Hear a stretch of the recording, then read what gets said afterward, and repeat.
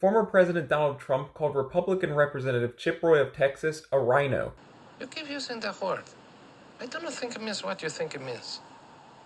Hat tip to Ben Domenech for the idea there. Trump also floated the idea of a primary challenger and referred to Roy as lightweight Congressman Chip Roy. In a post on Truth Social, Trump wrote, "Has any smart and energetic Republican in the great state of Texas decided to run in the primary against RINO Congressman Chip Roy? For the right person, he is very beatable.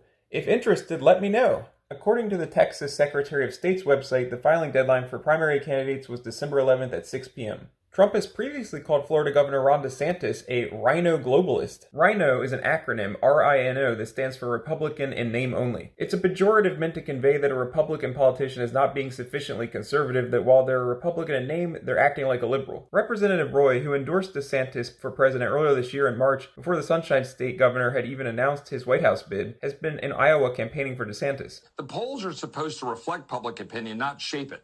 That's the reality. And what's going to decide this election are the people on the ground, not polls. The people in Iowa. That's the beauty of our process, right? We're for principles, not princes. We don't coronate anybody. We don't let polls decide. It's the American people through this process and the people of Iowa. Back in 2021, Trump backed Elise Stefanik to serve as House Republican Conference Chair, and when Chip Roy threw his hat into the ring, the former president dumped cold water on Roy's bid. Can't imagine Republican House members would go with Chip Roy. He has not done a great job and will probably be successfully primaried in his own district. I support Elise by far over Chip, Trump said in a statement. DeSantis and GOP Representative Thomas Massie of Kentucky have both described Roy as one of the most conservative members of Congress. Massie also endorsed DeSantis earlier this year before the governor had announced his presidential bid. There is not a more principled, courageous conservative in Congress than Chip Roy, Republican Senator Mike Lee of Utah tweeted. So what do you think about all of this? Would you agree with me that Trump is way out of line on this? If you're someone who is planning to vote for Trump in the Republican presidential primary, does this make you rethink your plan at all? Let me know in the comments. That's Ron DeSantis.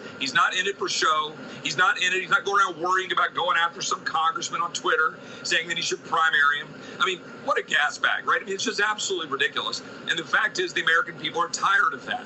They want people who will stand up and fight for their country. Like I said, I will proudly get behind and support the Republican nominee in order to beat Joe Biden. But the nominee of this party should be Ron DeSantis if this country wants to take our country back and have 8 years of leadership like we would get out of Ron DeSantis. Thank you for watching this episode of The Alex Nisberg Show. If you enjoyed the show, please don't forget to give it a thumbs up, subscribe to the channel, and follow me over on X, the platform previously known as Twitter.